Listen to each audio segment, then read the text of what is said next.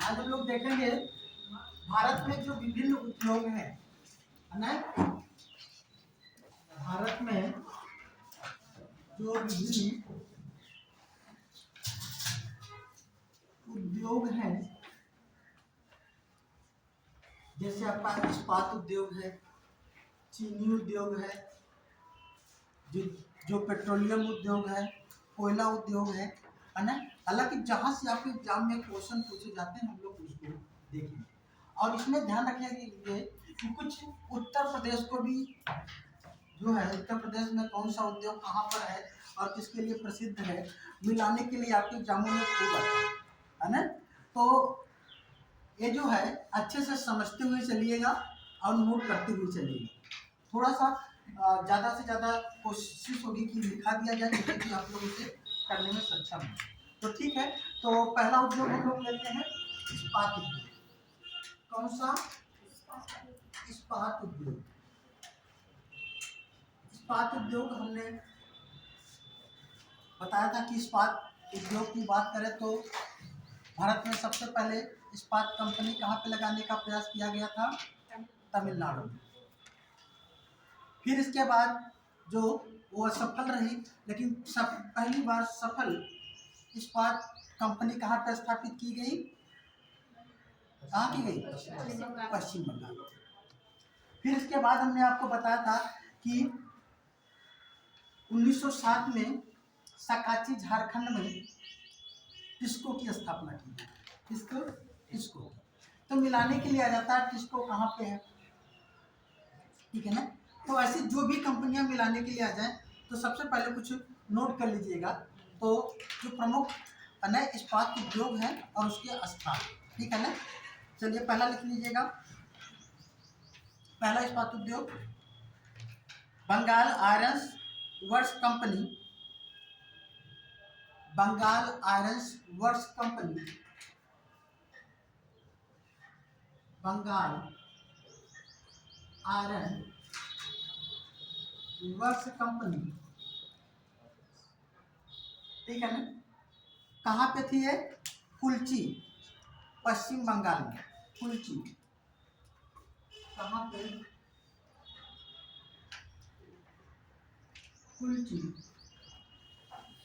पश्चिम बंगाल में, ठीक है ना। चाहे नाम पूछ ले तो आपको ध्यान रखना है कहाँ पे है, कुल्ची पश्चिम बंगाल में। दूसरा लिख लीजिएगा Tata iron and steel company, किसको, है ना। टाटा आयरन एवं स्टील कंपनी। टाटा आयरन और एवं स्टील कंपनी से हम क्या कहते हैं? Tata iron and steel company, क्या कहते हैं इसको? कहाँ पे है ये? सकाची। सकाची कहाँ पे है, पड़ता है? झारखंड। इसको ध्यान रखिएगा, झारखंड मिलाने के लिए आ जाएगा, ठीक है ना। कहाँ पे है? अगला लिख लीजिएगा Indian iron and steel company. Indian iron and steel company,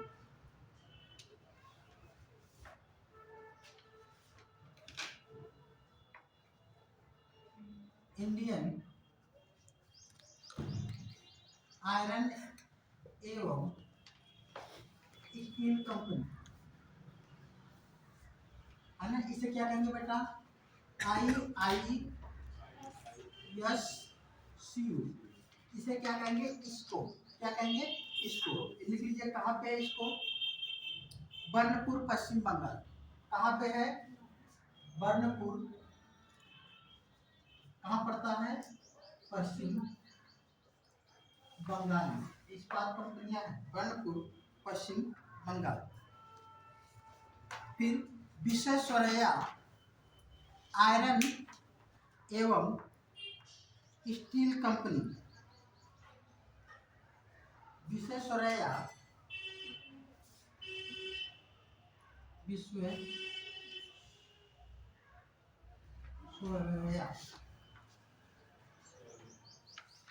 चौरया iron एवं स्टील कंपनी, ये क्या बन जाएगा? बिस्को, BISCO, ये क्या हो गया? बिस्को। ये कहाँ पे है? भद्रावती, कर्नाटक में। कहाँ पे बेटा? भद्रावती, कर्नाटक में। इन्हें मिलाने के लिए जाता है, ठीक है ना? इसको, इसको, बिस्को ऐसे आ जाएगा मिलाने के लिए। ये कहाँ पे है, इसको ध्यान रखिएगा, है ना? इसके अलावा दुर्गापुर इस्पात उद्योग, दुर्गापुर इस्पात उद्योग, दुर्गापुर इस्पात उद्योग दुर्गापुर में है। कहाँ पे? पश्चिम बंगाल में, है ना? आप लोगों को हमने बताया था द्वितीय पंचवर्षीय योजना के दौरान 1959 को ये स्थापित किया गया था, ठीक है ना? फिर राउरकेला इस्पात उद्योग,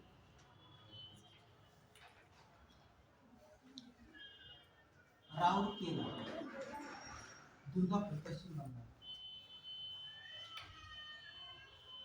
इस्पात उद्योग।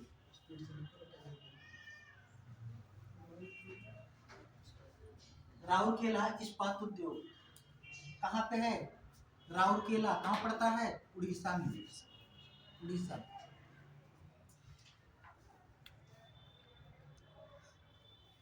भिलाई इस्पात उद्योग, भिलाई छत्तीसगढ़ में।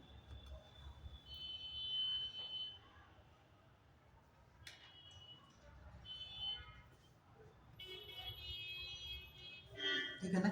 इसे भी मिलाने के लिए पूछ सकता है, ठीक है ना?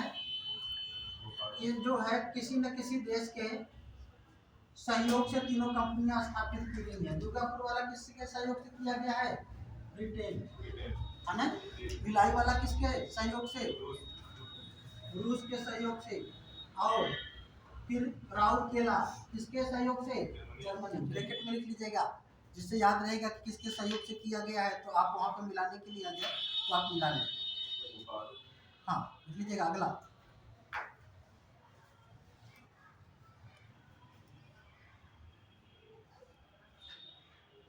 बोकारो स्टील कंपनी, बोकारो,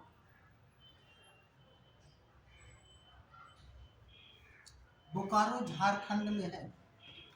कहाँ पे है? झारखंड में।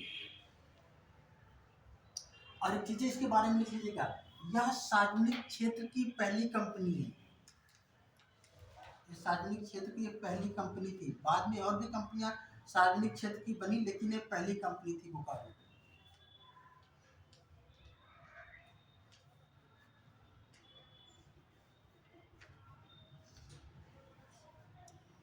सलेम इस्पात कारखाना, सलेम इस्पात कारखाना, सलेम इस्पात कारखाना। केवल आपको बेटा ये केवल सलेम आ जाएगा। सलेम कहाँ पे है, किसके लिए प्रसिद्ध है? ठीक है ना? सलेम कहाँ पे है? तमिलनाडु में। सलेम तमिलनाडु में इस्पात कारखाना है।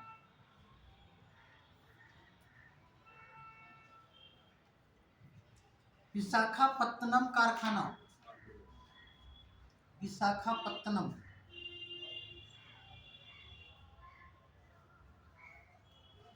कहाँ पे है? विशाखापत्तनम, आंध्र प्रदेश में।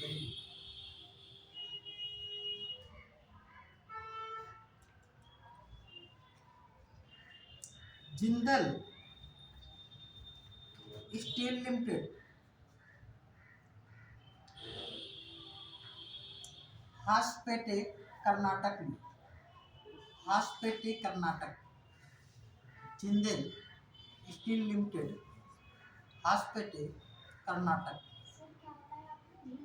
जिंदल, जिंदल, जिंदल पाइप। और ध्यान रखिएगा, इन सभी कंपनियों में सबसे ज्यादा उच्च कोटि का स्टील कोई उत्पादन करता है तो कौन करता है? टाटा। और टाटा की एक और भी विशेषता ये है कि इनका सबसे बड़ा इस समय मार्केट है, और इन्होंने अपनी मार्केट बनाई। इन्होंने अपनी मार्केट बनाई कैसे, ध्यान रखिएगा। स्टील का पहले प्रयोग या लोहे का पहले प्रयोग कम होता था। इन्होंने स्टील के पाइप वगैरह भी जब लाए हैं तो स्टील की डिमांड ज़्यादा हो गई। पहले स्टील की पाइप वगैरह नहीं आती थी, ठीक है ना।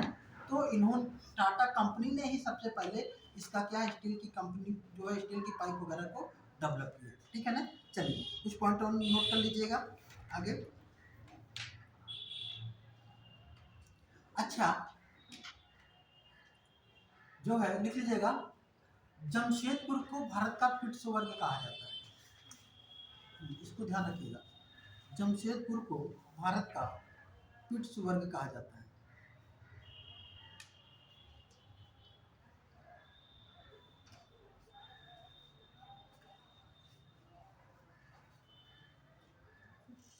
पिट्सबर्ग कहा जाता है।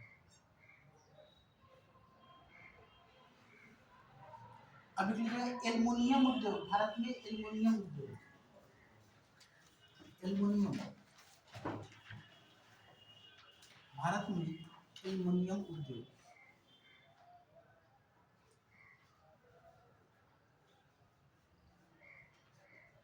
भारत में एल्युमिनियम उद्योग की शुरुआत 1937 में की गई।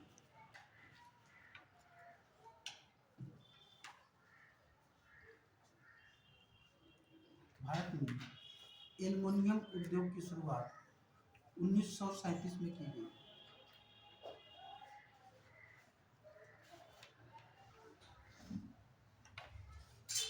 कहाँ पे? जेपी नगर, पश्चिम बंगाल में। जेपी नगर, पश्चिम बंगाल में।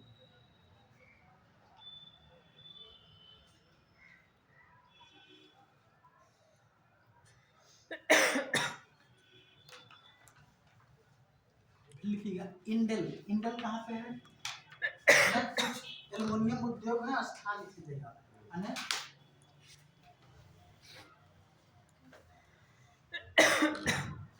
एल्युमिनियम उद्योग और क्या है, स्थान, ठीक है ना। जैसे है इंडेल, पहला लिख लीजिएगा इंडेल, INDAL,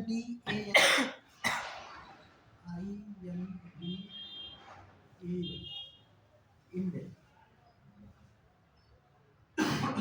ये कहाँ पे है? हीराकुंड, उड़ीसा में पड़ता है। इंडेल कहाँ पे बेटा? इंडेल हीराकुंड, हीराकुंड कहाँ पे है? उड़ीसा में। हीराकुंड कहाँ पे है? उड़ीसा में। अगला लिख लीजिएगा, हिंडाल्को, हिंडाल्को,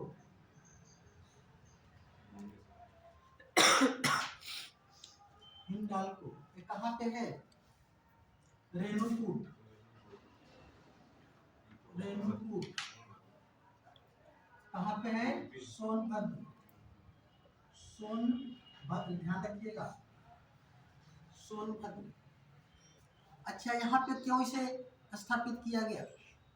सर वही बॉर्डर बनाती है झारखंड से, पहाड़ी निकलता भी है यहाँ पे, आदान भी है। दरअसल में ध्यान रखिएगा, ये जो क्षेत्र है यहाँ पे ढेर सारे तापी विद्युत ऊर्जाएं गृह हैं, ठीक है ना। तो यहाँ पे ऊर्जा का भंडार है।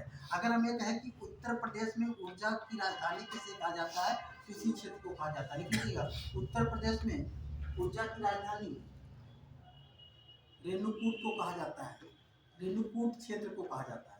ये पूरा एरिया है, वो ओबरा ओबरा जो आते हैं इसी में ऊर्जा की राजधानी उत्तर प्रदेश की कही जाती है। और कई कारणों से, एक तो वहाँ पे ऊर्जा इनको मिल रही है और साथ में इसके अयस्क के भी भंडार भी यहीं पे पाए जाते हैं, ठीक है ना।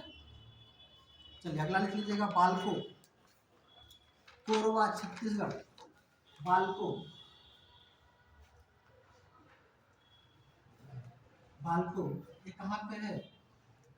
कोरबा छत्तीसगढ़,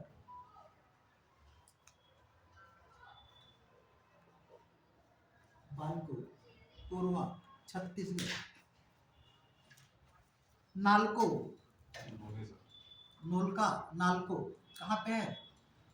लिख लीजिए नालको। कोरापुट, नालको, लिखिए क्या है? नालको, कोरापुट कहाँ पे है? हिंदुस्तान में, ठीक है ना। हिंडाल्को, वाल्को, नाल्को सब मिलाने के लिए आ जाता है, ठीक है ना। सब एल्युमिनियम कंपनी है, ठीक है ना। फुल फॉर्म बहुत ज़्यादा लिखने की जरूरत नहीं है। इंडियन एल्युमिनियम लिमिटेड, ठीक है ना। हिंदुस्तान एल्युमिनियम कारपोरेशन, है ना। Bharat aluminium corporation. तो ये जो है नाल्को वाल्को कहाँ पे है, बस इतना ध्यान रखिएगा, मिलाने के लिए आ जाएगा, ठीक है बेटा। चलिए लिख लीजिएगा। इसके अतिरिक्त भारत में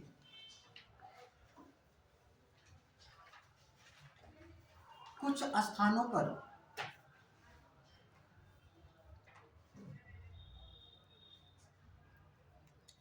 कॉपर का भी उत्पादन किया जाता है। कॉपर,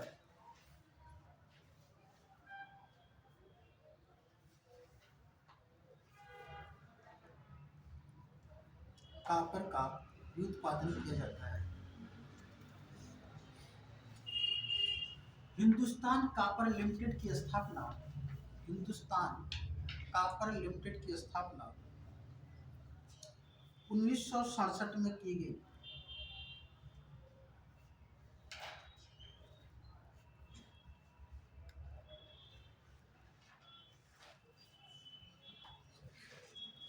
में की गई।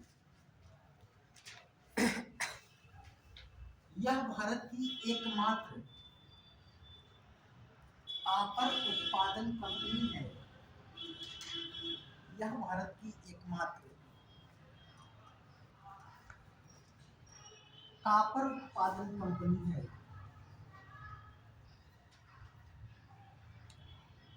जो देश के विभिन्न क्षेत्रों से अपनी यूनिटों के माध्यम से, अपने यूनिटों के माध्यम से, अपने यूनिटों के माध्यम से कॉपर का उत्पादन करता है। यूनिटों के माध्यम से कॉपर का उत्पादन करता है। कहाँ कहाँ पे कॉपर उत्पादन की यूनिट है इसकी, ठीक है ना। तो पहला लिख लीजिएगा खेतड़ी, खेतड़ी कॉपर कॉम्प्लेक्स। खेतड़ी, आप इसका नाम ही सुन करके जान जाएंगे। खेतड़ी कॉपर कॉम्प्लेक्स कहाँ पे है? खेतड़ी में ही होगा। और खेतड़ी कहाँ पे है? राजस्थान में, है ना।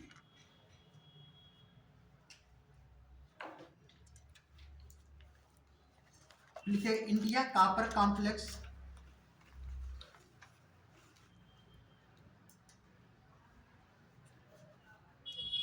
घाटशिला, घाटशिला कहाँ पे है? झारखंड में। घाटशिला, हाँ, Ghatshila.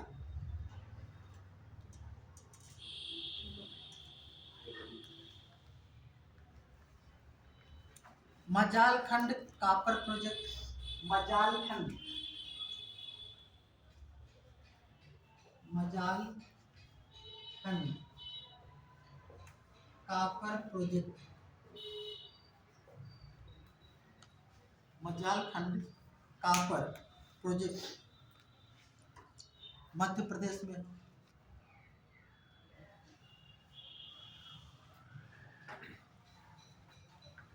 तंजोला copper project, Tanjola, Tanjola copper project कहाँ पे है? महाराष्ट्र में।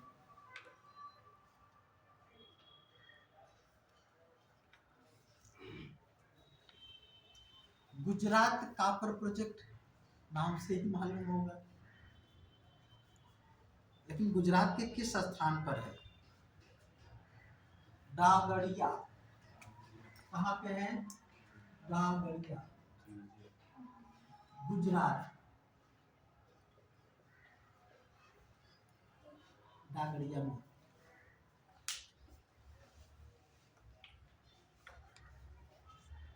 ठीक है ना, ध्यान रखिएगा। ये आपका आयरन, जो हमारे देश में कुछ प्रमुख कंपनियां हैं एल्युमिनियम की जो है, उसको देख लिया आप लोगों ने। कापर की कहाँ पे एक ही मात्र कंपनी है जो अपनी यूनिटों के माध्यम से अलग अलग स्थानों से कापर का क्या करती है, उत्पादन करती है।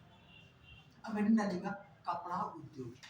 This is very important for your examination. कपड़ा उद्योग का इंडस्ट्री होगा।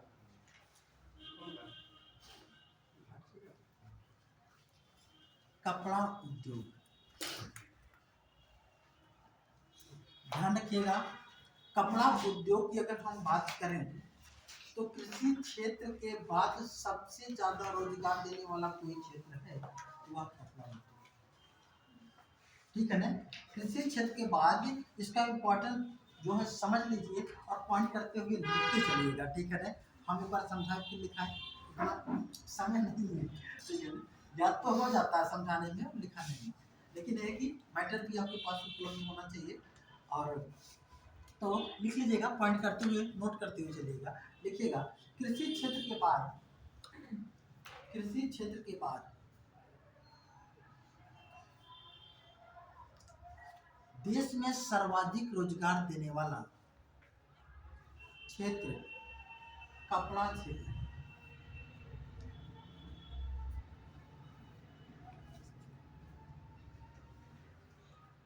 क्षेत्र क्या है, कपड़ा क्षेत्र।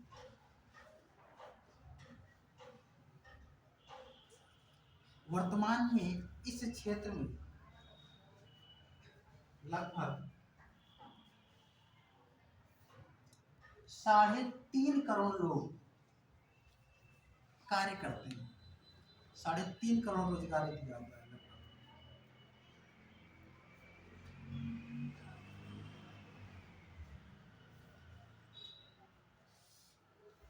कपड़ा क्षेत्र का उत्पादन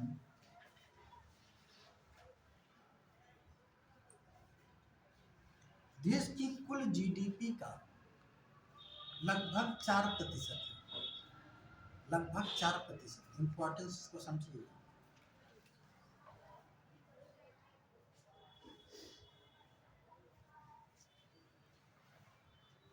विनिर्माण क्षेत्र में योगदान, विनिर्माण क्षेत्र में योगदान लगभग 20%। पांचवा हिस्सा इसी का है, 20%। और 20%। और निर्यात में योगदान, निर्यात में योगदान लगभग 25%। जेड तो 24.6, लगभग 25%।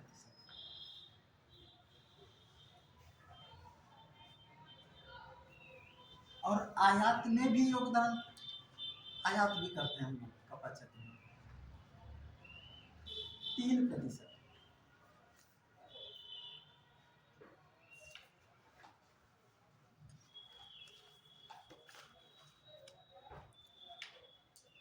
कितना, 3%। ये इसलिए इसको ध्यान रखिए, इसका इम्पोर्टेंस समझिएगा। जब भी कोई क्वेश्चन अगर ध्यान से पूछे तो आप उसका अच्छे से आंसर दे सकते। ठीक है ना, ये लगभग ये बना रहेगा यही रेशियो 2-4 साल तक। ठीक है ना, इसमें बहुत ज़्यादा फेरबदल नहीं होता है। जैसे अगर 4% है तो कभी 3.9 हो जाएगा, 4.1 हो जाएगा। बहुत अमूल चूल परिवर्तन नहीं हो जाता है एकाएक कि कभी 2 हो जाए, 1 हो जाए या 10 हो जाए। ठीक है ना, तो इसलिए इन थोड़ा सा इन डाटों को भी आप दिमाग में रखे रहेंगे कि हम कैसे इसको याद कर सकते हैं। तो इसको आप आईजीटी जैसे याद कर सकते हैं। ठीक है ना, लगभग इतना लोग अगर रोजगार में लगे हैं तो एकाएक रोजगार को छोड़ नहीं देंगे या एकाएक इस क्षेत्र में बढ़ नहीं जाएंगे, है ना चीजें। तो इसको आप लंबे समय तक भी याद रख सकते हैं। ठीक है ना, अच्छा अब बात आती है कि जो है हम कपड़ा क्षेत्र में आयात करते हैं। कुछ लोगों को लग रहा है कि हम आयात क्या करते हैं। दरअसल में जब हमारा देश स्वतंत्र नहीं हुआ था तो उस समय भारत और पाकिस्तान एक हुआ करते थे, है ना। और भारत में जो कपड़ा उद्योग पूर्णतः किस पे निर्भर है, सब कपास के उत्पादन पे, है ना।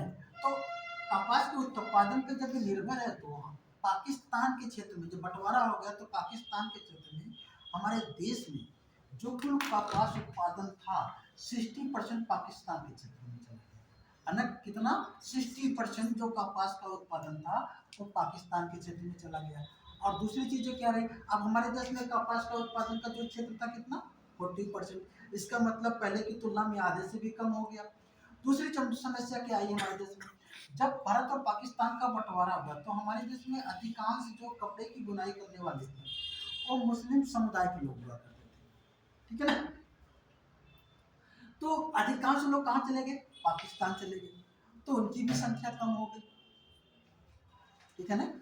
तो ये सब कुछ कभी हमारे देश में कपड़ा उद्योग में थोड़ी सी वो प्रभावित रहा है, लेकिन ये जो बुनकर जो लोग थे उनकी स्थिति अब इस समय बहुत ज़्यादा खराब हो गई है, ठीक है ना। आप देखेंगे जितने भी बुनकर हैं अधिकांश बुनकरों में, ठीक है ना, सभी मुस्लिम समुदाय, मतलब 80% आपको मुस्लिम समुदाय के ही बुनकर मिलेंगे, ठीक है ना। तो और इनकी स्थिति आज कपड़े, हाथ से कपड़े की बुनाई करके इन्हें अपना जीवन चलाना बड़ा मुश्किल हो गया। तो सरकार को बहुत इनको सपोर्ट की जरूरत होती है। बहरहाल उनके लिए भी कुछ योजनाएं चलाई गई, क्योंकि हम लोग कपड़ा जब क्षेत्र पढ़ ही रहे हैं तो थोड़ा सा उनके भी बारे में देख लेंगे, है ना।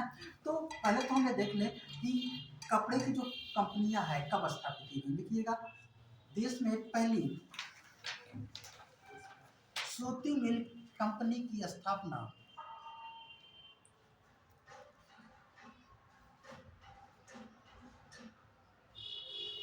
1818 में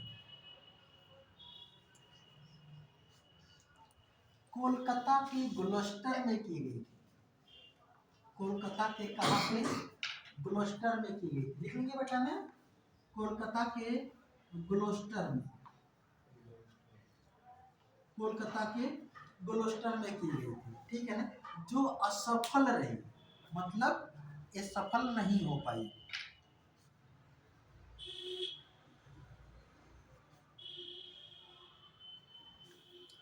1854 में पहली सफल कपड़ा मिल की स्थापना मुंबई में, सफल कपड़ा मिल की स्थापना मुंबई में Mumbai spinning and weaving company, Mumbai spinning and weaving company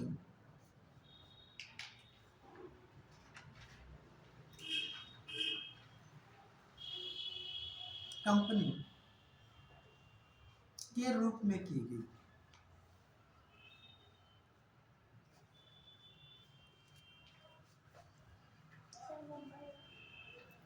Mumbai spinning and weaving company के रूप में की गई।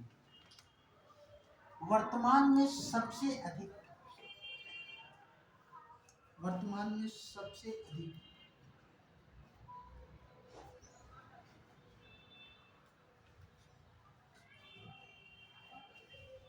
कपड़ा मिले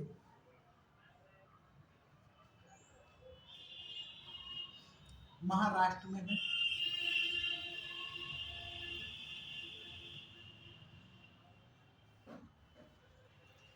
इसके बाद दूसरे तीसरे स्थान पर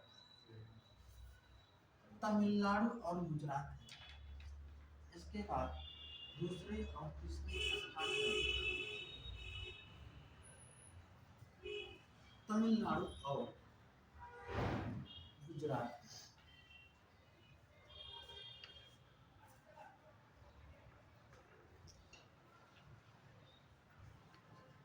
ठीक है ना। अच्छा, अब बात आती है उत्तर प्रदेश में, ठीक है ना। उत्तर प्रदेश में अगर देखा जाए तो सूती वस्त्र के उत्पादन में, मतलब कपड़े के ओवरऑल उत्पादन में, मिल को छोड़ करके ओवरऑल उत्पादन की अगर हम बात करें तो हम तीसरे स्थान पे आ जाते हैं, ठीक है ना। लेकिन सूती मिलों के मामले में हमारा अभी कोई दूसरा तीसरा चौथा स्थान नहीं है, ठीक है ना। हाँ, लेकिन उत्तर प्रदेश में सबसे ज्यादा सूती मिल या कपड़ा मिलें कहाँ पर है, तो ठीक है ना। तो लिख लीजिएगा, उत्तर प्रदेश में सबसे ज्यादा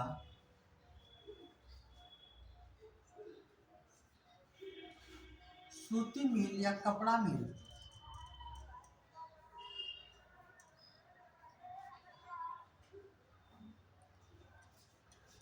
कानपुर में है,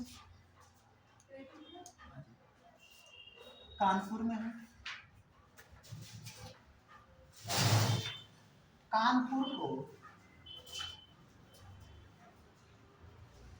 कानपुर को उत्तर भारत का मैनचेस्टर कहा जाता है।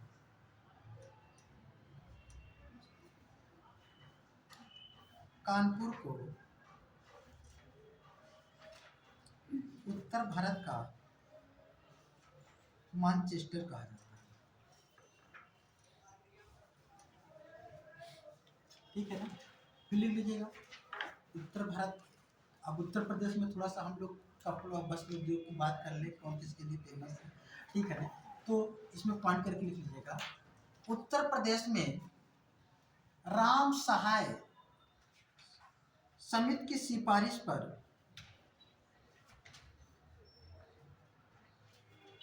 राम सहाय समिति की सिफारिश पर 1972 में राम सहाय समिति की सिफारिश पर 1972 में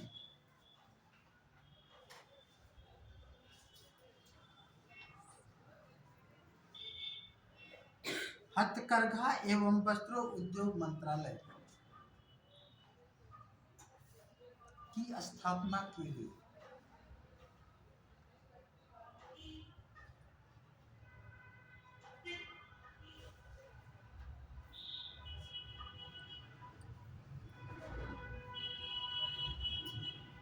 उत्तर प्रदेश सूती वस्त्र उत्पादन में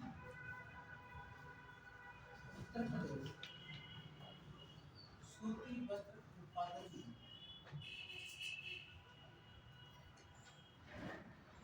देश में तीसरे स्थान पर है। देश में तीसरे स्थान पर है।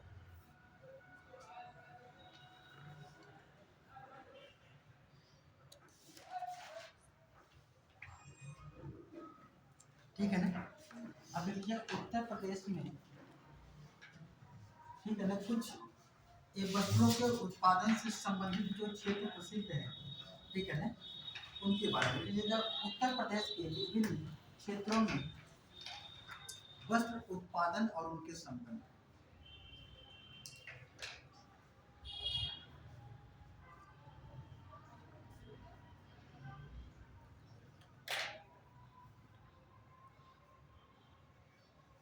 रेशमी साड़ी कहाँ की पसंद है, सबको मालूम होगा। हाँ? कहाँ की? बनारस। देखिए बनारस, रेशमी साड़ी बनारस। दरी सीतापुर, सीतापुर, दरी सीतापुर। काक वर्ग पर्दा, काक वर्ग पर्दा, काक वर्ग पर्दा, काक वर्ग पर्दा गाजीपुर।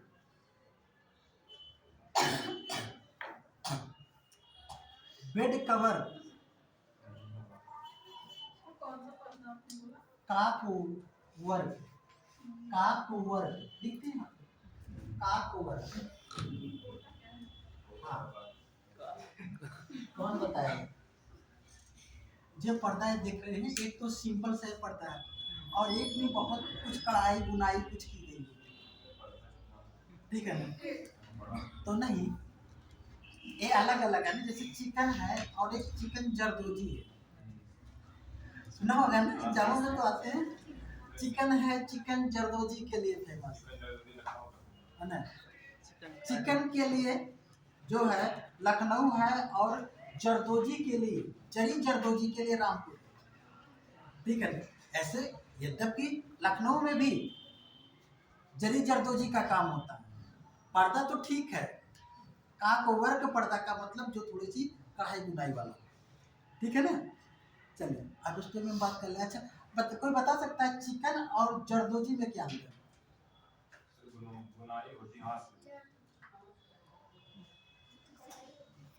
चलो बताओ, बता तुम लोग तो पहनते हो ज्यादा, चिकन उकन पहनते हो ना, तो फीमेल कैंडिडेट ज्यादा यूज करते हैं। चिकन और चिकन मतलब जरी जरदोजी देखो मैं बताऊँ, ऐसे सिंपल से समझो।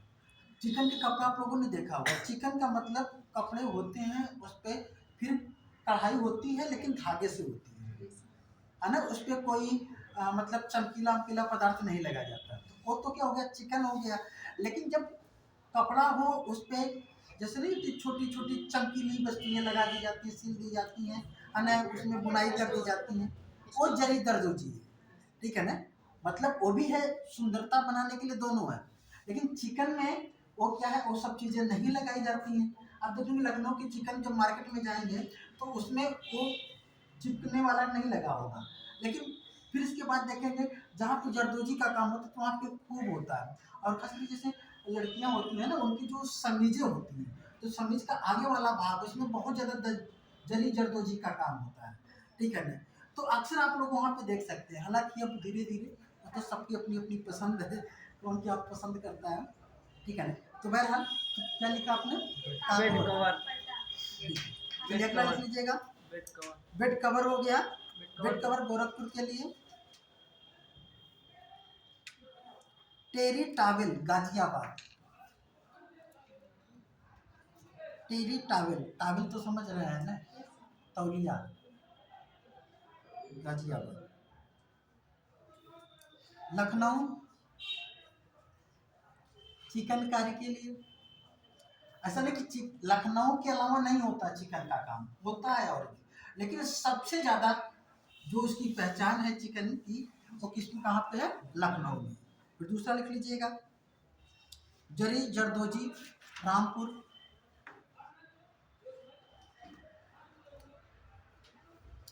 कपड़ों की छपाई के लिए कौन सा, फर्रुखाबाद, फर्रुखाबाद, वेरी गुड। कपड़ों की छपाई के लिए फर्रुखाबाद। मखमल की छपाई के लिए, मखमल की छपाई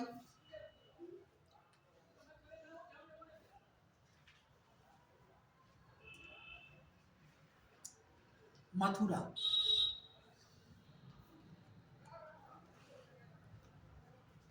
मखमल की छपाई के लिए कौन सा है, मथुरा, मथुरा है, ठीक है ना। कंबल कहाँ बनता है, मुजफ्फरनगर। कंबल मुजफ्फरनगर।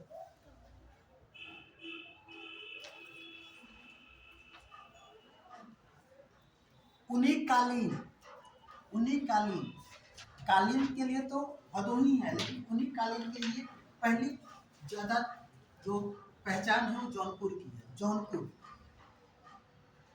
जौनपुर के अलावा लिख लीजिएगा भदोही, मिर्जापुर भी लिख लीजिएगा, ठीक है, क्योंकि वहाँ पे भी बनता है लेकिन पहली पहचान वहाँ पे है।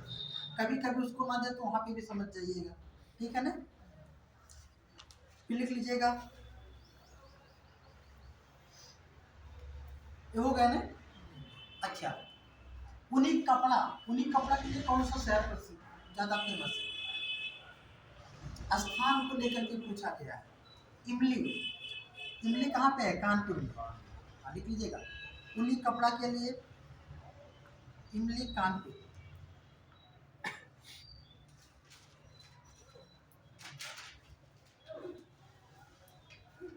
ठीक है ना। अब समझ में आ गया होगा कि हम वस्त्र उद्योग कैसे पढ़े हैं ना। अब लगभग लगभग सब मटेरियल एक जगह हो गया, ठीक है ना। अब लिख लीजिएगा उत्तर प्रदेश में वस्त्र उद्योग को बढ़ाने के लिए क्या किया गया, ठीक है ना। तो लिख लीजिएगा उत्तर प्रदेश में वस्त्र उद्योग निगम की स्थापना। उत्तर प्रदेश में वस्त्र उद्योग निगम की स्थापना 1969 में की गई।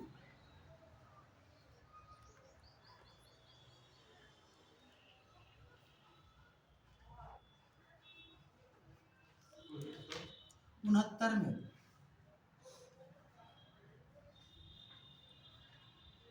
ठीक है। अच्छा, अब हम यहाँ पे जो वस्त्र उद्योग में जो समस्याएं हैं उन पे थोड़ी सी बात करेंगे, ठीक है ना। तो समस्याएं सबसे ज्यादा हमारे देश में है बुनकरों, ठीक है ना। और मैं आपको बता दूं, भारत में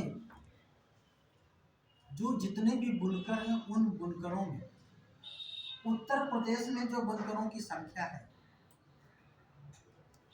लगभग आधी आबादी जो पूरे देश में बुनकरों की है, वो लगभग उत्तर प्रदेश में उनकी है। इसका मतलब बुनकरों की जो समस्या होगी तो उत्तर प्रदेश में ज़्यादा भी होगी। अब ये बुनकरों की समस्याएं ये है कि उनको जो उनका काम है उस काम के अनुसार जो उनकी लागत है उस लागत के अनुसार उनको उचित मूल्य नहीं मिल पा रहा है। जब मूल्य उनको उचित नहीं मिल पा रहा है तो वे लोग प्रोत्साहित नहीं हो पा रहे हैं अपने क्षेत्र में काम को करने के लिए, और उनका जो जीवन स्तर है दिन प्रतिदिन क्या है, निम्न होता जा रहा है। उनको अपना जीवन चलाना ही बहुत संघर्षमय होता जा रहा है। इसका मतलब एक बहुत बड़ा क्षेत्र है जो कुटीर उद्योग उत्तर प्रदेश का, एक बहुत बड़ा कुटीर उद्योग है जो हाथ से कपड़े बनाए जाते हैं, दरी का काम होता है ना, बुनकर लोग जो करते हैं। तो इसके प्रोटेक्शन के लिए उत्तर प्रदेश सरकार को है ना हथकरघा अधिनियम 1985 में पारित किया गया, इनकी स्पेशल प्रोटेक्शन के लिए। लिख लीजिएगा, हथकरघा अधिनियम 1985 में पारित किया गया। हथकरघा अधिनियम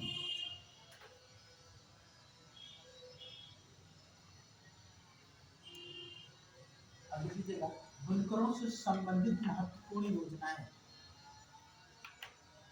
यहीं पे करवा दें। हाँ, महत्वपूर्ण योजनाएं ये एक जगह रहेगा ना, तो आपको कभी मेंस में भी लिखना होगा तो मटेरियल उठा करके सब कंपाइल कर लोगे, ठीक है ना। चलो लिख लीजिएगा, दीनदयाल बुनकर योजना, दीनदयाल बुनकर योजना लिखिएगा। यह योजना 2001 में प्रारंभ की गई। यह योजना 2001 में प्रारंभ की गई।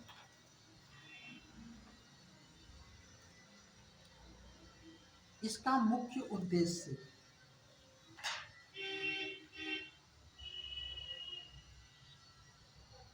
बुनकरों को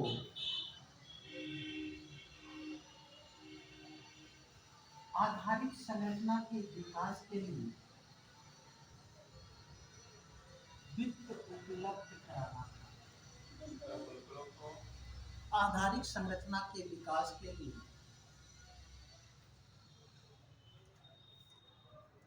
वित्त उपलब्ध कराना।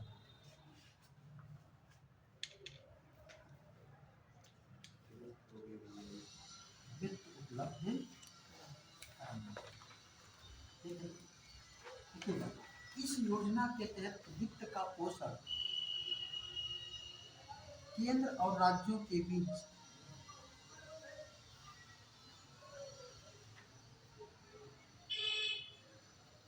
केंद्र और राज्यों के बीच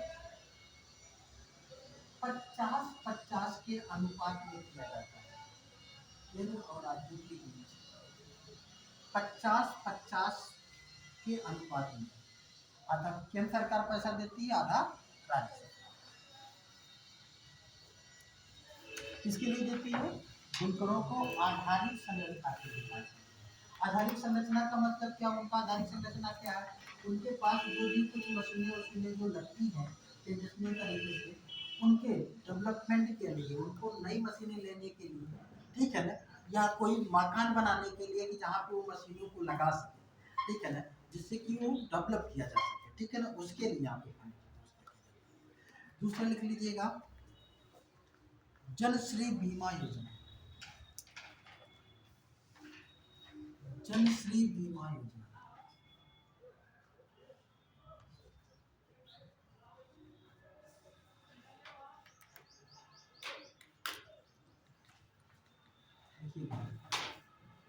जनश्री बीमा योजना किससे संबंधित है? ध्यान रखिएगा, बुनकरों से संबंधित है। इसमें क्या क्या जो है प्रावधान है, लिख लीजिएगा।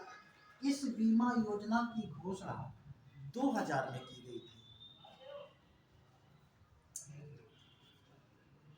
2000 में 2002 में 2002 में की गई इस बीमा योजना की घोषणा। दिस इज अलाउंस इन 2002 में इसको अलाउंस किया गया था, है ना। किंतु इस योजना की शुरुआत 2002-03 के बजट में किया गया, but this plan is run in budget 2003 and 4। इस योजना की शुरुआत 2002, 2003 और 4 के बजट में हुई।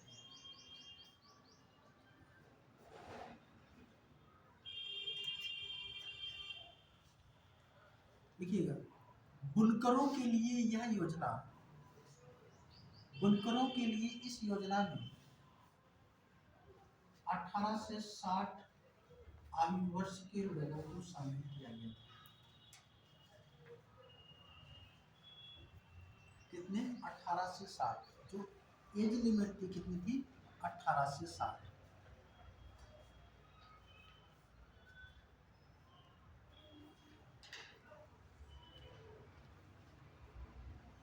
ठीक है ना? चलिए, अब एक पूछा जाएगा कि कब शुरू किया गया था, किस एज में शुरू किया गया था। पूरा और भी चीजें नहीं पूछी जाएगी, जो मेन चीजें पूछी जाएगी उस पर हम फोकस कर रहे हैं। ठीक है ना? लिख लीजिएगा, महात्मा गांधी बुनकर बीमा योजना।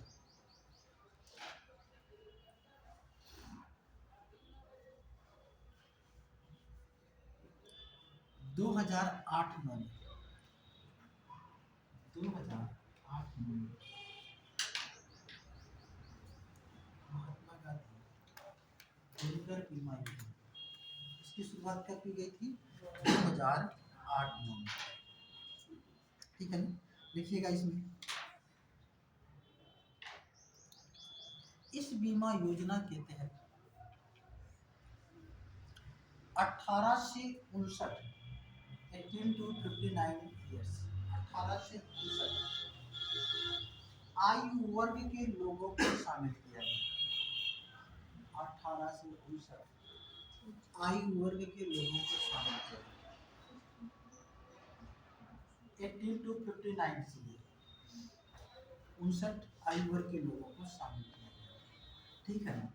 लिख लीजिएगा, इस बीमा योजना के तहत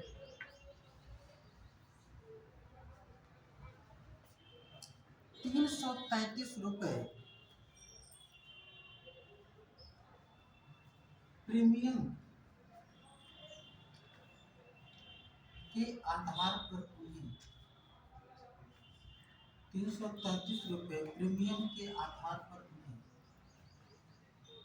बीमा कवर दिया जाता था।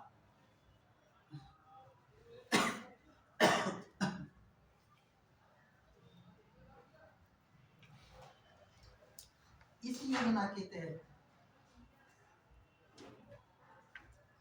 प्राकृतिक मृत्यु होने पर, प्राकृतिक नेचुरल डेथ, प्राकृतिक मृत्यु होने पर 60,000 रुपए,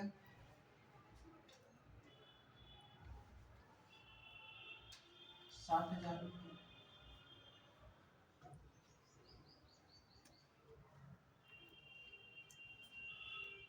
आकस्मिक मृत्यु पर 1,50,000 रुपए,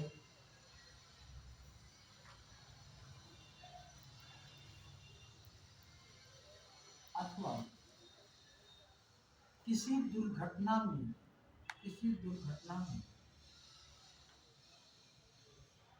पूर्ण विकलांगता की स्थिति में, किसी दुर्घटना में पूर्ण विकलांगता की स्थिति में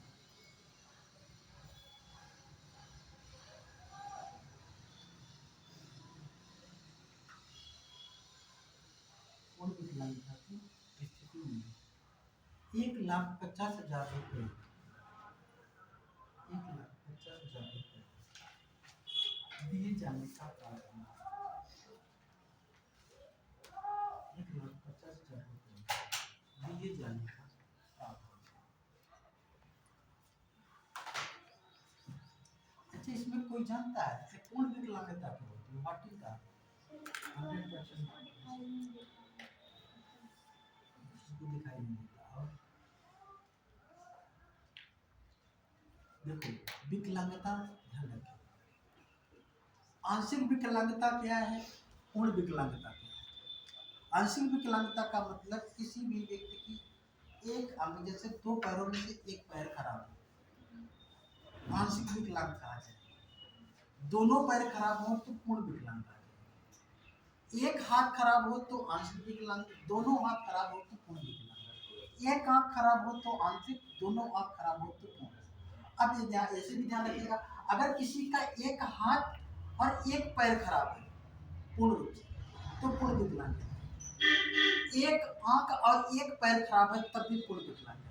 मतलब इन 6 अंगों में से 2 अंग पूर्णतया काम ना कर रहे हैं तो उसे पूर्ण विकलांग, अगर एक अंग भी काम कर रहा है तो उसे क्या कहते हैं, आंशिक विकलांग।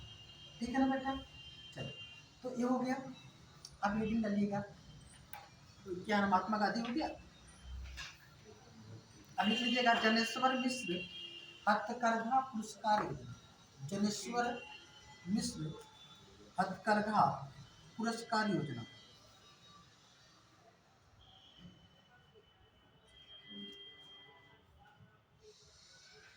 ठीक है ना, बुनकरों को प्रोत्साहित करने के लिए चलाया गया। लिख लीजिएगा, इस की शुरुआत 2012-13 में की गई।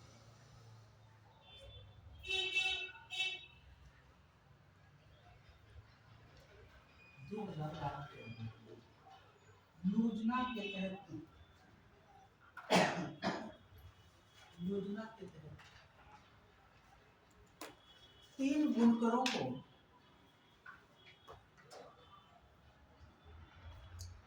जो अच्छा कार्य कर रहे हैं को पुरस्कार दिया जाता था,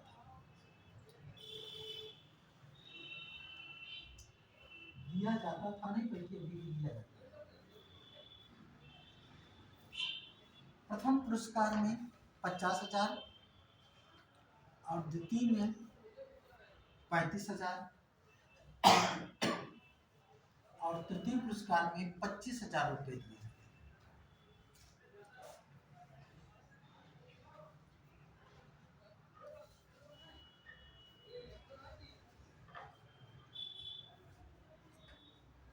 ठीक है, चलिए वस्तु हो गया, इस्पात हो गया, वस्त्र हो गया, पेट्रोलियम, पेट्रोलियम उद्योग, पेट्रोलियम,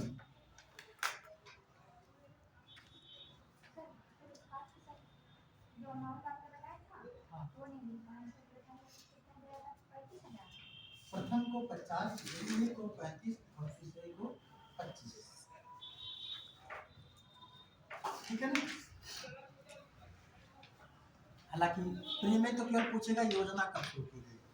ठीक है ना, मेंस में कभी लिखना हो कि बुनकरों के लिए, ठीक है ना, सरकार के द्वारा बुनकरों की आजीविका को या उनकी स्थिति को सुधार करने के लिए सरकार के द्वारा उठाए गए कदम, किए गए प्रयास, तब आप यहाँ पे सब चीज़ों को मेंशन करेंगे। ठीक है ना, या उनकी स्थिति और सरकार के द्वारा उनकी स्थिति को उन्नत करने के लिए सरकार के द्वारा किए गए प्रयास।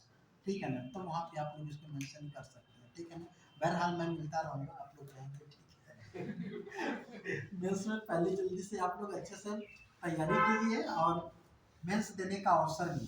ठीक है ना, और बहुत बड़ी चीज़ नहीं होती है, बहुत आसान होता है। बस क्या है, डेडिकेशन के साथ लग जाइए और गलती मत कीजिएगा, आते हुए क्वेश्चन को गलत मत कीजिएगा, है ना। इसलिए पेपर को सॉल्व करना शुरू कर दीजिए। पेपर सॉल्व कर रहे हैं आप लोग, नहीं कर रहे हैं तो करना शुरू कर दीजिए, क्योंकि उसका कोई विकल्प नहीं है। ठीक है ना, चलिए आगे हम लोग देख लेते हैं। ये तो ये सब चीज़ें आप लोग जानते भी हैं। ठीक है ना, चलिए पेट्रोलियम उद्योग, ठीक है ना, पेट्रोलियम उद्योग। अगर हम बात करें विश्व में सबसे ज़्यादा पेट्रोलियम का भंडार किस देश में है? वेनेजुएला। वेरी गुड, पॉइंट करते चलना। ठीक है ना, विश्व में पेट्रोलियम का, हम लोग पेट्रोलियम उद्योग पढ़ेंगे लेकिन पॉइंट नोट कर लो, गलत नहीं हुआ। विश्व में सबसे ज़्यादा पेट्रोलियम के भंडार कहाँ पे हैं? वेनेजुएला में। अच्छा, तेल नदी कहाँ पे बहती है? तेल नदी, हाँ नाइजर नदी, ठीक है, उसको तेल नदी कहते हैं। ठीक है ना, तो ध्यान रखिएगा। तो कहाँ पे? वेनेजुएला। वेनेजुएला कहाँ पे है? दक्षिणी अमेरिका जो महाद्वीप है उसके उत्तरी वाले भाग में। ठीक है ना, जो ब्राजील वगैरह है वहाँ पे एक छोटा सा देश है। ठीक है, और वहाँ पे एक झील है, उसी झील के पास ज़्यादा भंडार पाया जाता है। ठीक है ना। चलिए आगे हम अगर बात करें तो सबसे ज्यादा उत्पादन कौन सा देश करता है पेट्रोल का? भंडार तो वहां पे है, उत्पादन कौन करता है? सऊदी अरब करता है। कौन करता है? सऊदी अरब करता है। सबसे ज्यादा उत्पादन सऊदी अरब करता है। भारत पेट्रोलियम पदार्थों का ज्यादा भारत में भंडार नहीं है और भारत अपने कुल खपत का मात्र 20% ही उत्पादन कर पाता है। बाकी 80% हम किसी न किसी देश से आयात करते हैं। हम 80% क्या करते हैं? आयात करते हैं। तो भारत सबसे ज्यादा पेट्रोलियम का आयात किस देश से करता है? तो वह किससे करता है? ईरान से। तो हम इसको मेंशन कर लीजिए, भारत सबसे ज्यादा पेट्रोलियम का आयात ईरान से करता है। ठीक है ना बेटा? और ये भी ध्यान रखिएगा, भारत अपने कुल खपत का 20% ही उत्पादन करता है और शेष 80% आयात करता है। 80% का हम लोग क्या करते हैं? आयात करते हैं। अच्छा, अब भारत में भी सबसे ज्यादा पेट्रोलियम के भंडार कहाँ पे है ना? या तेल के भंडार कहाँ पे है? सबसे ज्यादा तेल या प्राकृतिक गैस, दोनों की जरूरत सबसे ज्यादा कहाँ पे है? किस राज्य में है? हाँ? दो चीजें यहाँ पे, कुछ चीजों को क्लियर कर लीजिएगा। ठीक है, यहाँ पे पड़ता है असम। ठीक है ना, आपका असम का, ठीक है ना। तो असम में अगर राज्य की दृष्टि से पूछा जाए तो किस राज्य में सबसे ज्यादा पेट्रोलियम की या कच्चे तेल या प्राकृतिक गैस के भंडार है? किसमें है? असम में है। लेकिन अगर वहां पे राज्य ना दिया हो और उसमें ऑप्शन दिया हो, ठीक है ना, एक तटीय क्षेत्र, क्या दिया हो? तटीय क्षेत्र, और फिर दिया हो असम, झारखंड, जो भी दिया हो और भी स्टेट दिया हो, तो वहां पे लगाएंगे आप सबसे पहले तटीय क्षेत्र में लगाएंगे।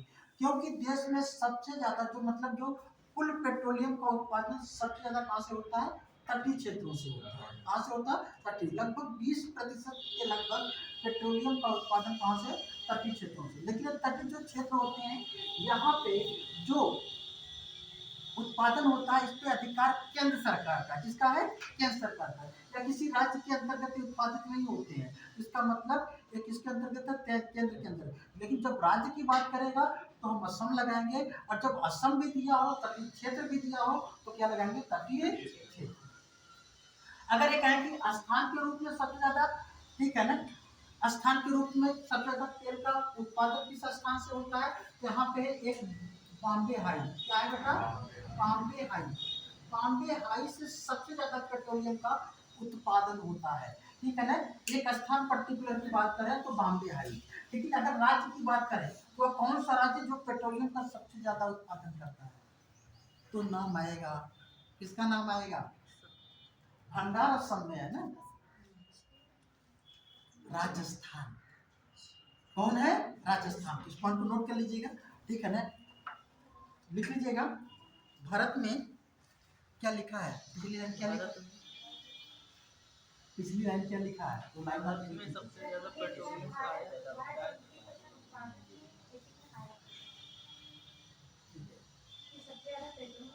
भारत में, हाँ, भारत में सबसे ज्यादा पेट्रोल का उत्पादन तटीय क्षेत्र में। इसके बाद असम, गुजरात व त्रिपुरा आदि देशों, राज्यों में पाया जाता है। पूर्वोत्तर के राज्यों में भी इसके भंडार पाए जाते हैं। भंडार है, भंडार है, भंडार है, ठीक है ना। भारत में पेट्रोल का सबसे ज्यादा उत्पादन राज्यों की दृष्टि से राजस्थान, राजस्थान और स्थान की दृष्टि से बॉम्बे हाई के द्वारा किया जाता है।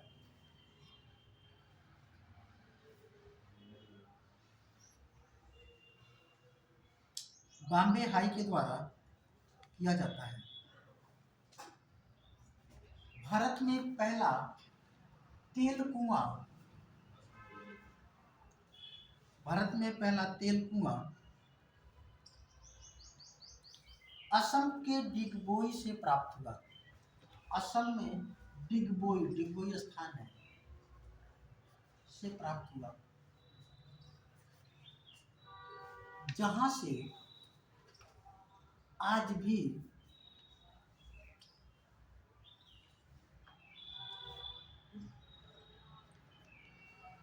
तेल को निकाला जाता है।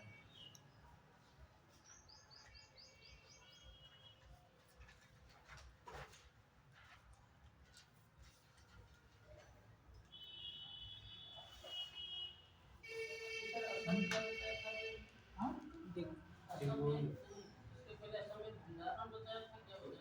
भंडारण, उत्पादन, तटीय क्षेत्र में उत्पादन है, हाँ? तटीय क्षेत्र में भंडारण है। तटीय क्षेत्र में भंडारण,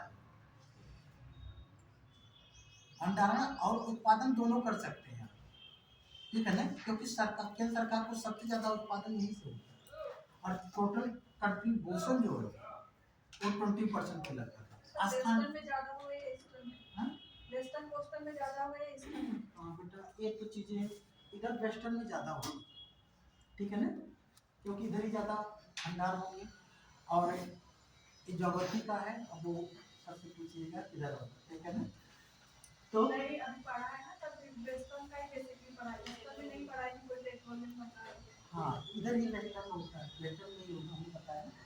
और तो बहुत सी चीजें जानते हैं, लॉजिकली लगाया जाता है, ठीक है ना। और लॉजिक अगर आपका सही हो गया तो यूपीएससी में सबसे ज्यादा क्वेश्चन लॉजिक से सही होते हैं। और मैं आपको बता दूं, यूपीएससी के क्वेश्चन करने जाएंगे तो मैं गारंटी के साथ कहता हूं कि आप 20% क्वेश्चन ही, 20 क्वेश्चन ही बहुत कॉन्फिडेंट के साथ लगाएंगे कि हाँ ये सही है। बाकी सब क्वेश्चन जो करेंगे आप, ठीक है ना, 50-60 क्वेश्चन सब में संशय ही रहेगा। अब उस संशय में आपका कितना अच्छा आप उसको करते हैं वो डिपेंड करता है ना, ठीक है ना। जैसे कभी कभी हम बताएं कोई चीजें नहीं पढ़े होते हैं, तभी और जो है हम बता देते हैं कि यही सही होगा, वो सही हो जाता है। रीजन क्या है कि बहुत सी चीजों को पढ़ा है तो सेल से अलाउ करता है कि नहीं ये यहाँ पे होगा, ठीक है।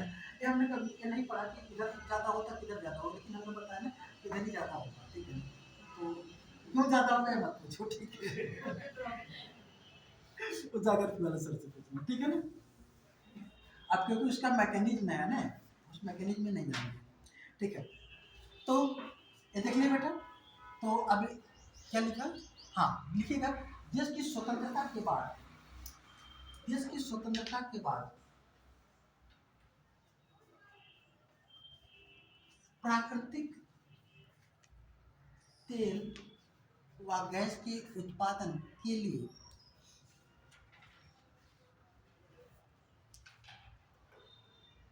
उत्पादन के लिए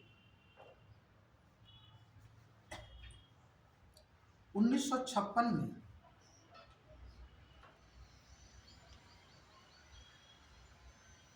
तेल और प्राकृतिक गैस आयोग, तेल और प्राकृतिक गैस आयोग क्या है, तेल और प्राकृतिक गैस आयोग, है ना, इंग्लिश में क्या कहेंगे, oil and natural gas commission, इसे कहते हैं ओएनजीसी की स्थापना की गई। ओएनजीसी की स्थापना की गई 1994 में। इसका नाम बदलकर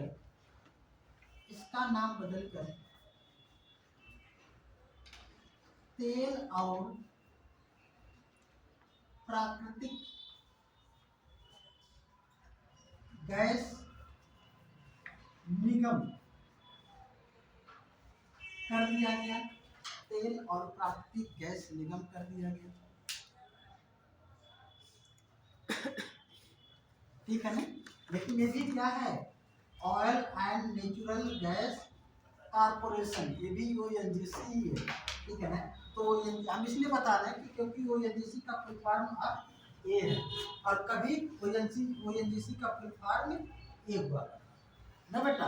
तो आप पहले ए हुआ करता था, अब ए हो गया है ओएनजीसी, ठीक है ना, की स्थापना की गई, ठीक है। फिर लिखिएगा, देश में प्राकृतिक तेलों के उत्पादन के लिए 1981 में ऑयल इंडिया लिमिटेड 1981 में ऑयल इंडिया लिमिटेड की स्थापना की गई। Oil India limited OIL।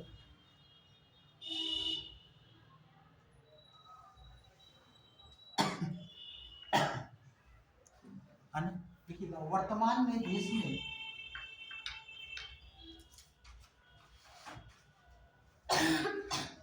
प्राकृतिक तेलों के रिफाइन के लिए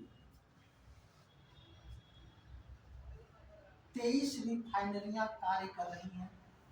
कितनी? 23 रिफाइनरियां काम कर रही हैं,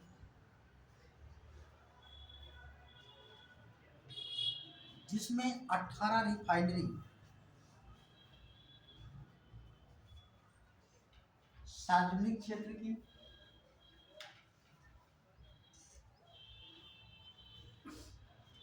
3 रिफाइनरी निजी क्षेत्र की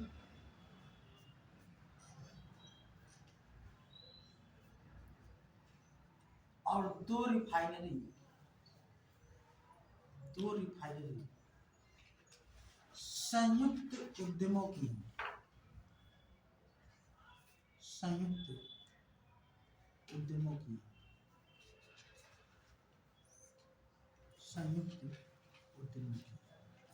ठीक है।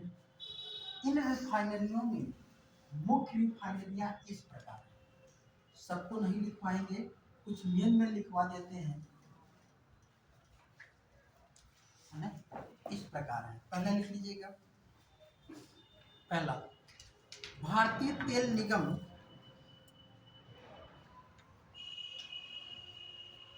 रिफाइनरी। कहाँ पे भारतीय तेल निगम रिफाइनरी? ये है डिगबोई में, डिगबोई असम में है। और देश की पहली रिफाइनरी, डिगबोई असम, पहली रिफाइनरी, ठीक है ना। फिर दूसरा लिख लीजिएगा,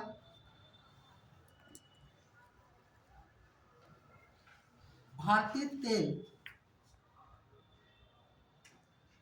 निगम पानीपत।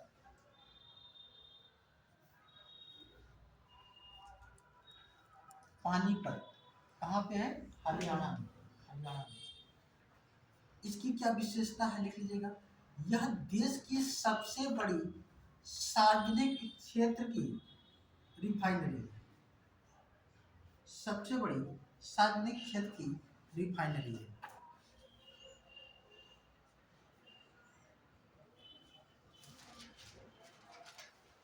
और भारतीय तेल निगम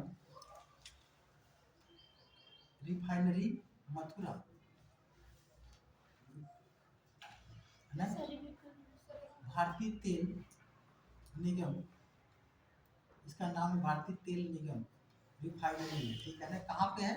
मथुरा में। यह उत्तर प्रदेश की एकमात्र रिफाइनरी है। उत्तर प्रदेश में इसके अलावा कोई नहीं है, इसलिए ये भी मात्र।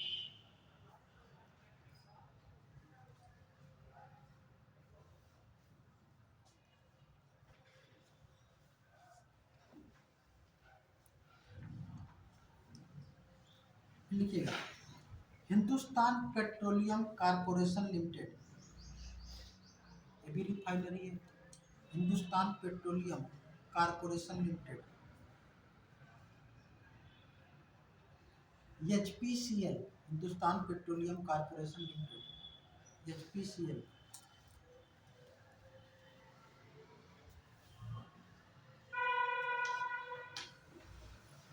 मुंबई महाराष्ट्र में।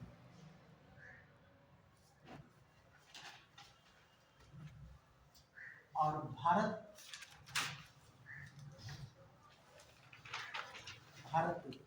पेट्रोलियम कॉर्पोरेशन लिमिटेड, BPCL, ये भी कहाँ पे है? मुंबई महाराष्ट्र में।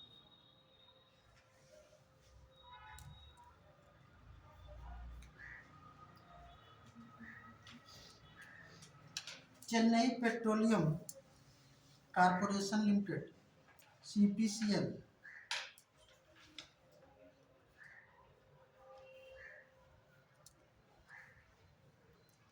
चेन्नई में।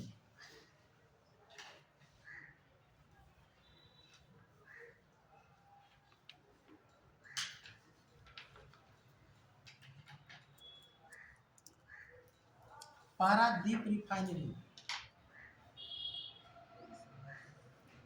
उड़ीसा में।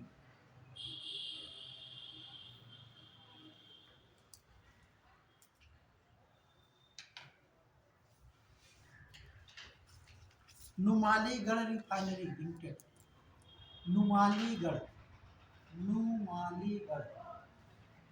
रिफाइनरी लिमिटेड,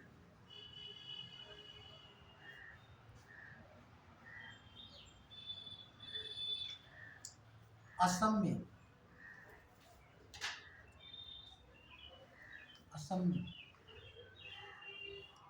ये तो सार्वजनिक क्षेत्र की प्रमुख है, ठीक है ना। अभी लीजिएगा निजी क्षेत्र की रिफाइनरियाँ, निजी क्षेत्र की 3 है ना, निजी क्षेत्र की।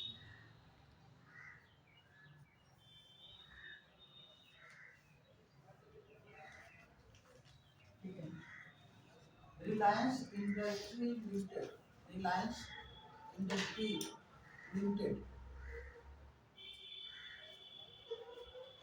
जामनगर, गुजरात। इस जामनगर में 2 इसकी इंडस्ट्रीज हैं, 2 रिफाइनरियाँ हैं रिलायंस की।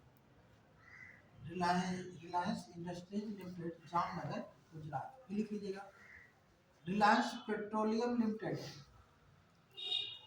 RPL है ना, रिलायंस पेट्रोलियम लिमिटेड।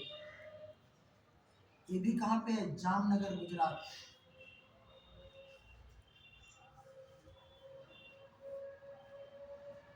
ठीक है ना। इसमें दोनों में जो पहली वाली है, ध्यान रखिएगा, ये देश की सबसे ज्यादा प्रोडक्शन करने वाली रिफाइनरी है, ठीक है ना। तो देश की सबसे ज्यादा है ना प्रोडक्शन करने वाली कौन सी रिफाइनरी है? तो किसकी है? रिलायंस की है, निजी क्षेत्र की, प्राइवेट सेक्टर की है, ठीक है ना। एक और भी लिख लीजिएगा, Nayara energy limited, Nayara energy limited, Vadinar, Gujarat में है। नायरा एनर्जी लिमिटेड इसी की है, सब नायरा पेट्रोल पंप। पहले इसका नाम SR करके था, बदल गया नायरा। संयुक्त क्षेत्र की रिफाइनरी 2 है, संयुक्त क्षेत्र की कौन कौन सी है? देख लीजिएगा, Bharat Oman refinery limited, Bharat Oman के सहयोग से भारत ओमान रिफाइनरी लिमिटेड, बीना, मध्य प्रदेश, बीना, मध्य प्रदेश में।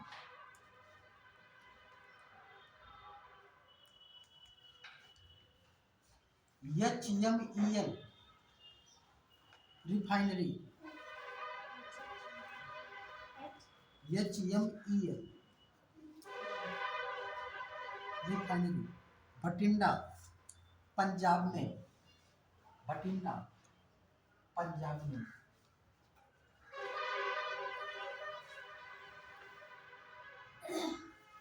भटिंडा, पंजाब में, ठीक है ना।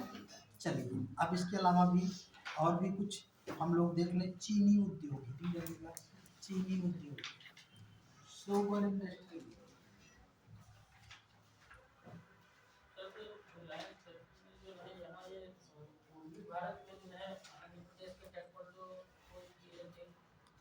हाँ,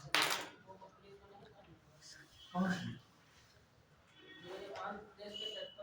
देखिए, हम उसमें है ढेर सारी हैं, हमने उसमें से चुनिंदा लिखवाए हैं जो आपके एग्जामों पे मेरे आइडिया से जो पूछे जा सकते हैं।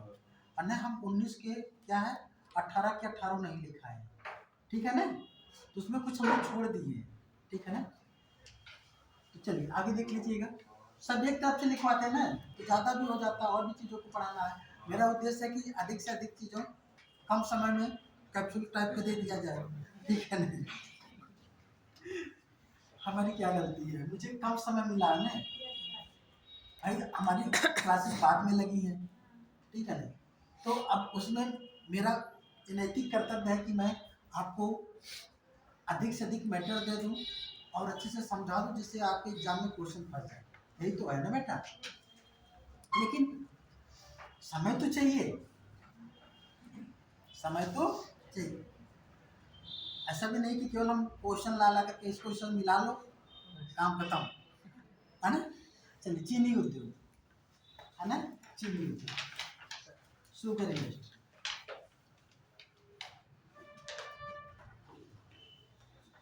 विश्व में सबसे ज्यादा चीनी का उत्पादन कौन करता है? ब्राजील। ब्राजील। ब्राजील करता है ना। विश्व में सर्वाधिक चीनी का उत्पादन राज्य कौन, देश हो गया करूँगा ब्राजील। लिख लीजिएगा कहीं पे, पहले भारत था, अब ब्राजील।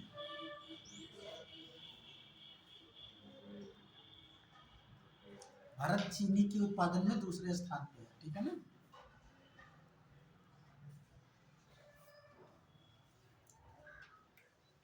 और भारत में भी सबसे ज्यादा चीनी का उत्पादन कौन करता है? उत्तर प्रदेश। Uttar Pradesh, very good. भारत में सबसे ज्यादा चीनी का उत्पादन उत्तर प्रदेश करता है।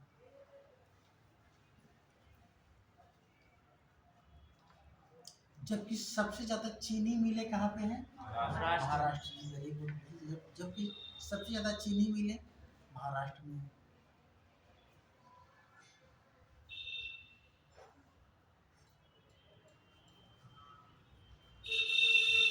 उत्तर प्रदेश देश में कुल गन्ना उत्पादन का लगभग 50% उत्पादन करता है। उत्तर प्रदेश देश में कुल गन्ना उत्पादन का लगभग 50% का उत्पादन करता है।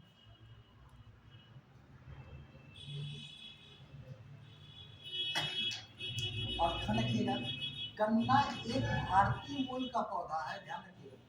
भारत में ही इसकी पहले पैदा किया गया। गन्ना एक भारतीय मूल का पौधा है। क्योंकि गन्ने की बात कर रहे थे तो पॉइंट दिमाग में आ गया तो बता दिया आपको।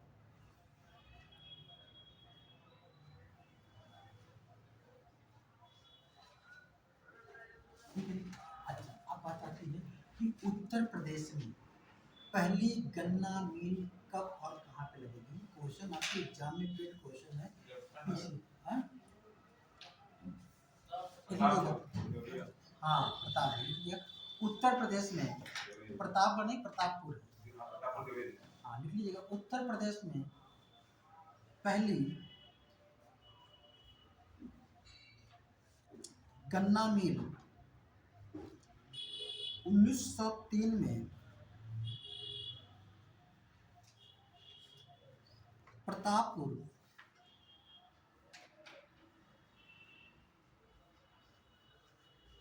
देवरिया में स्थापित की गई।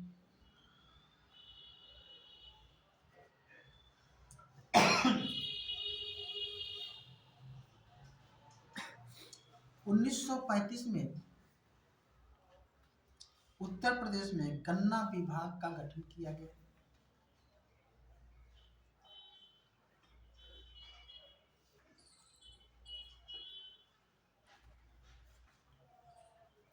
उत्तर प्रदेश में गन्ना संघ की स्थापना, उत्तर प्रदेश में गन्ना संघ की स्थापना 1949 में की गई।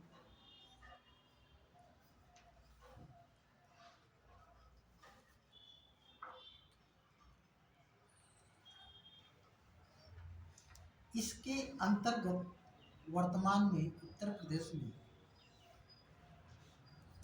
इसके अंतर्गत वर्तमान में उत्तर प्रदेश में 168 गन्ना समितियां, 168 गन्ना समितियां।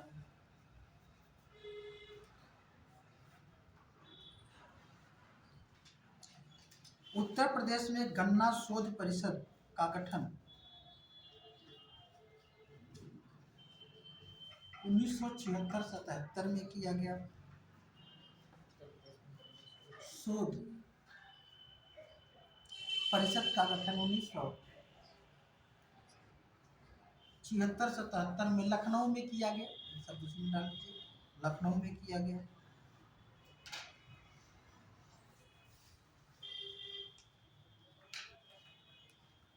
चलिए सीमेंट उद्योग, सीमेंट उद्योग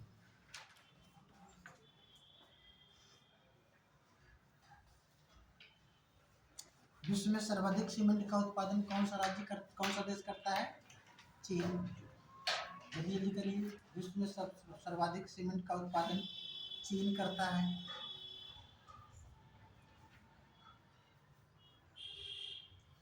जबकि भारत में सर्वाधिक सीमेंट का उत्पादन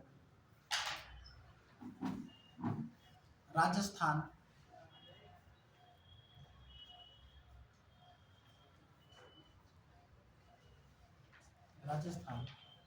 इसके बाद दूसरे, तीसरे और चौथे स्थान पर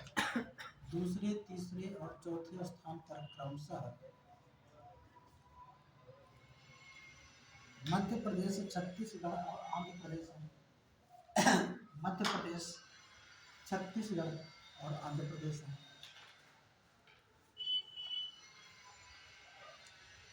उत्तर प्रदेश में सीमेंट के कारखाने, उत्तर प्रदेश में सीमेंट का कहाँ पे कारखाना है?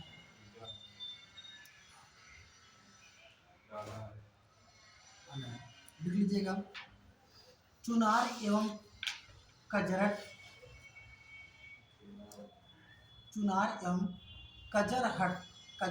ये बहुत पूछा जाता है। कजरहट ये कहाँ पे है? मिर्जापुर में। चुर्क एवं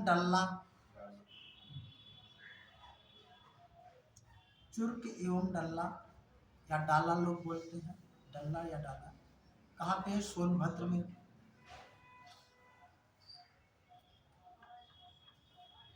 गौरीगंज और जगदीशपुर भी सीमेंट के लिए फेमस है। यहाँ पे अमेठी, सिकंदराबाद,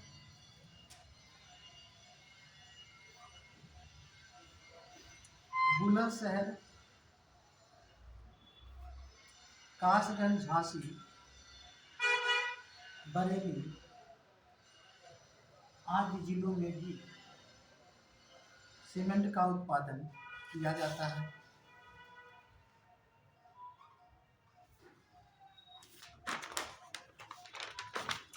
ठीक है, अभी आ जाइए उत्तर प्रदेश के प्रमुख उद्योग।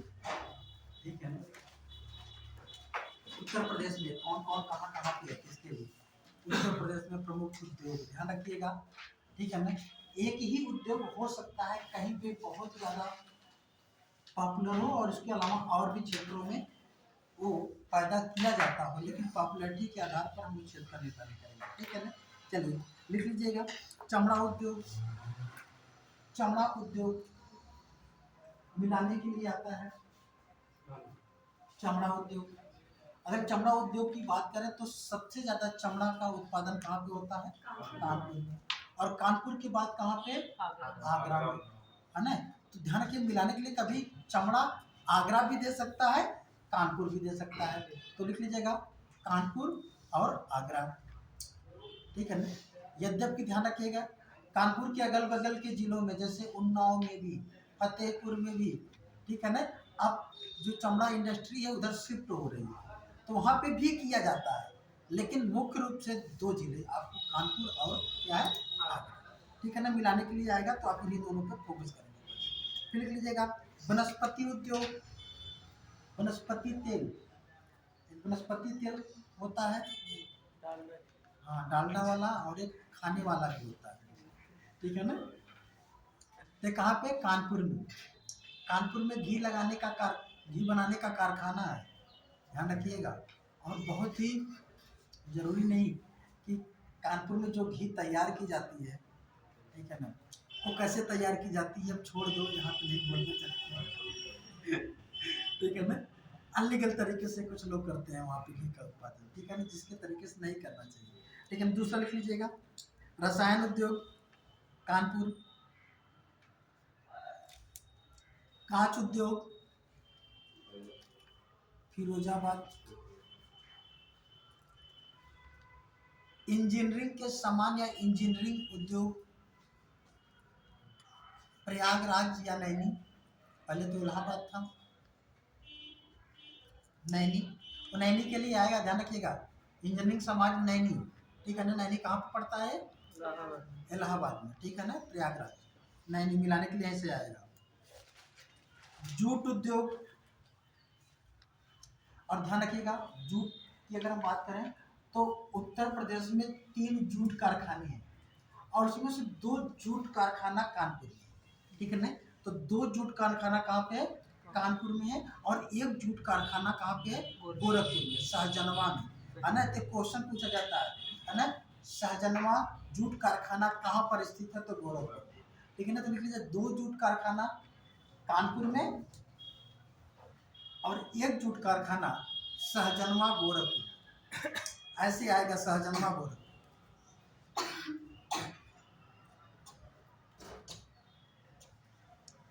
कागज उद्योग मुख्य रूप से मुजफ्फरनगर में है, 29 कारखाने हैं।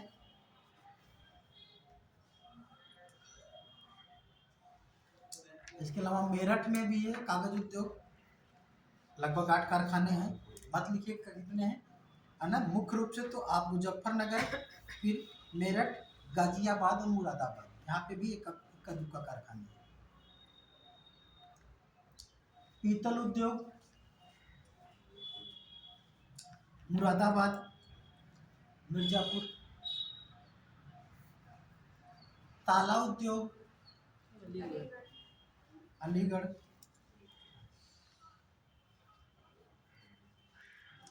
पीतल की मूर्ति और कांसे की मूर्ति मथुरा।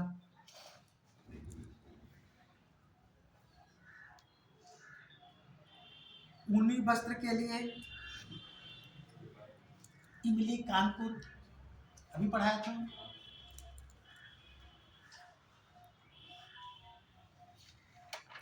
वेद, वेद के लिए कौन सा जिला है? वेद या छड़िया? बरेली, है ना। वेद बरेली, है ना। वेद या छड़िया, जो भी कर लीजिए, बरेली। सिगरेट, सिगरेट का कारखाना कहाँ पे है? सहारनपुर और गाजियाबाद। खेल का सामान आगरा और मेरठ दोनों, अगर मेरठ ना हो तो आगरा लगाइएगा मिलाने के लिए। दवा उद्योग कानपुर, झांसी, लखनऊ, दवा की कंपनी है कानपुर, झांसी, लखनऊ। चीनी की मिट्टी, चीनी मिट्टी उद्योग, और चीनी मिट्टी उद्योग को पटारी उद्योग भी कहते हैं, पटारी उद्योग, ये सभी का होता है, बस चीनी मिट्टी उद्योग समझिए, पटारी उद्योग बचा। पटारी उद्योग खुर्जा, मिर्जापुर, सोनभद्र, बुलंदशहर।